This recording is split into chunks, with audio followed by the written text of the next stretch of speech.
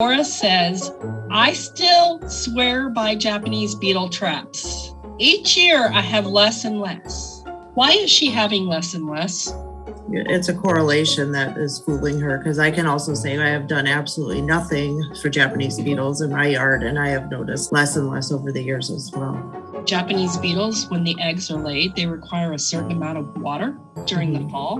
And if they don't get that, then they might not be as abundant in population. We haven't had the right conditions for a total Armageddon of Japanese beetles in a long while. Naturally, we've been not supporting the ideal environment for their development.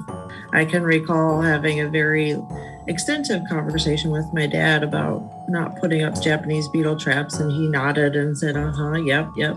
And then his next phone call to me was about how many pounds of Japanese beetles he had caught in the trap.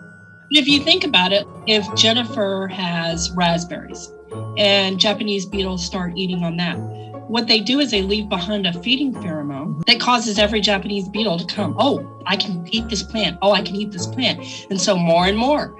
And so unless she takes care of that smaller population in the very beginning, she's going to get an onslaught of Japanese beetles because they've already attacked that plant.